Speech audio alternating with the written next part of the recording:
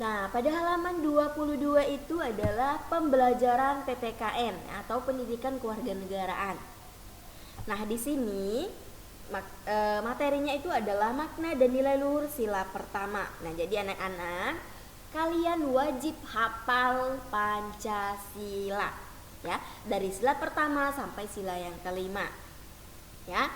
Nah, di sini Pancasila merupakan dasar negara Republik Indonesia.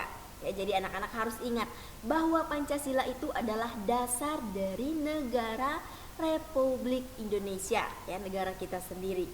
Nah, Pancasila memiliki makna dan nilai-nilai luhur dalam setiap silanya. Dari sila 1, sila 2, sila 3, sila 4, dan sila yang kelima. Jadi masing-masing sila itu dia mempunyai simbol, mempunyai lambang dan maknanya masing-masing. Nah, di sini Pancasila itu terdiri atas 5 sila. Nah, sila yang pertama ya, itu berbunyi ketuhanan yang Maha Esa. Ya, nah itu adalah bunyi sila pertama. Ya. Nah, di sini Ibu Guru punya. Nah, ini adalah gambar kelima Pancasila tersebut ya. Dari ada sila pertama sampai sila yang kelima, kemudian ada gambar burung Garuda beserta dengan lambangnya ya. Jadi di sini anak-anak, dalam sila pertama, bangsa Indonesia mengaku adanya Tuhan yang Maha Esa sebagai pencipta alam semesta.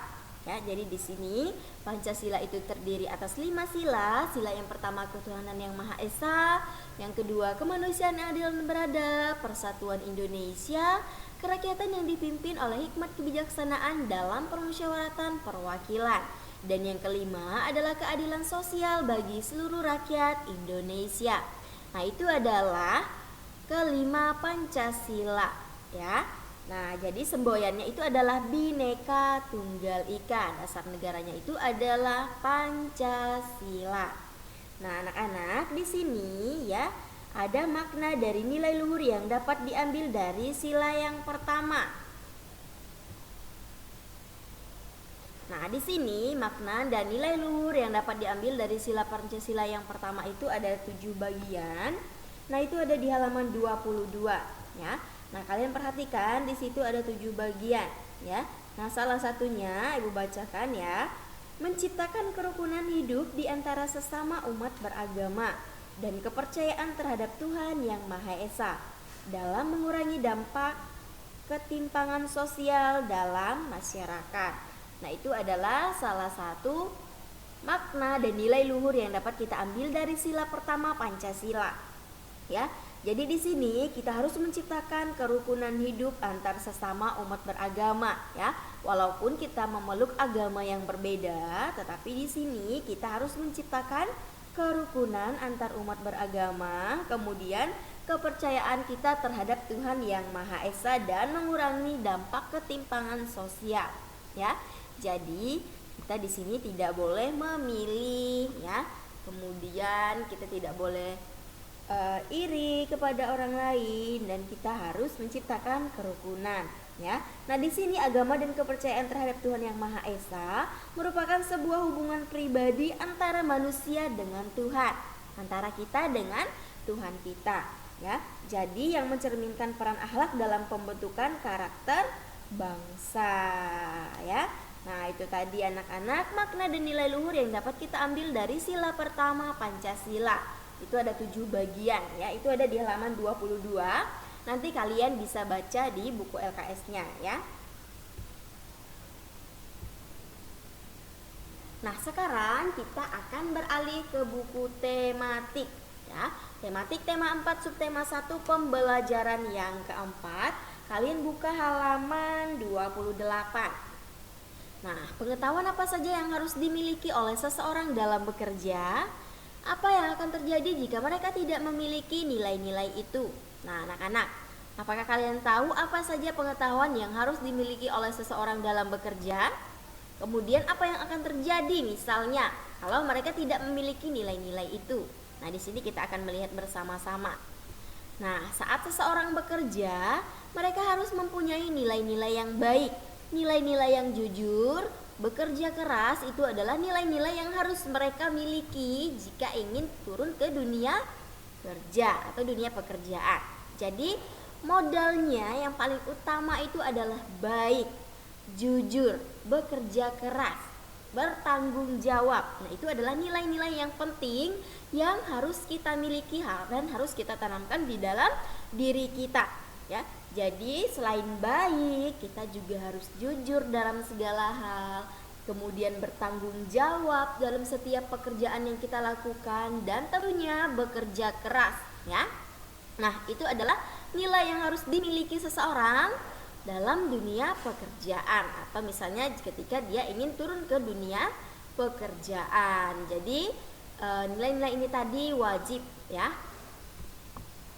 Nah, kemudian anak-anak, di sini siapa yang tahu apa yang dimaksud dengan sikap jujur atau jujur? Nah, apa contohnya? Nah, kita akan menyimak cerpen berikut ini. Nah, di sini ada sebuah cerita atau cerpen. Nah, cerpen itu adalah cerita pendek. Ya, kemarin kita sudah belajar tentang cerpen. Jadi cerpen itu adalah cerita pendek. Nah, di sini Ibu Guru akan membacakan cerpen ini dan kalian mendengarkan, kalian mengamati dan kalian simak dengan baik, ya. Nah, kalian buka bukunya halaman 28 sampai 29, dengarkan baik-baik, ya. Ibu Guru akan membacakan cerpen berikut ini. Judulnya adalah Pemimpin Idola, Pemimpin yang Jujur. Ida temanku, teman sebangku. Nah, di sini ya. Ida teman sebangkuku. Mungil, berkulit hitam manis, tidak banyak bicara dan pandai, itulah cirinya. Ia seorang anak yang sederhana. Ayahnya sudah lama meninggal. Ia tidak bersama ibu dan adiknya. Ia tinggal bersama ibu dan adiknya. Ida adalah anak yang sangat pandai. Nilai-nilainya selalu bagus, memberi kesempatan meneruskan sekolah tanpa biaya. Semua buku pelajaran dan perlengkapan ditanggung oleh sekolah. Ida tak pernah malu dengan kondisi keluarganya. Bahkan ia semakin rajin belajar dan terus berprestasi. Ida juga selalu menjadi tempat bertanya jika teman-teman mengalami kesulitan dalam pelajaran. Teman-teman memilih Ida sebagai ketua kelas. Pandai, tenang, dapat berkomunikasi dengan baik, serta mampu menjaga ketertiban kelas menjadi modal utamanya. Hari ini Ibu Tati mengingatkan tentang ulangan matematika. Sebagian siswa tidak siap, termasuk Gugut si jagoan bola yang duduk di belakang kami. Waduh, saya belum belajar, Bu. Kemarin seharian bermain bola sampai sore. Pulang ke rumah langsung tidur, Bu, protesnya. Ulangan tetap berlangsung. Gugut resah. Ia menengok ke kiri dan ke kanan. Tiba-tiba ditendangnya kursi Ida dari belakang. "Shh, Ida, bantu aku dong.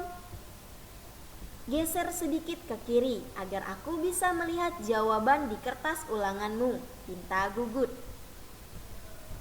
Ida bergeming. Ia hanya menggelengkan kepalanya pelan tanpa menengok ke belakang. Gugut mengganggunya lagi. "Ayo dong Ida, sekali ini saja. Nanti aku beri kamu uang 10.000 rupiah.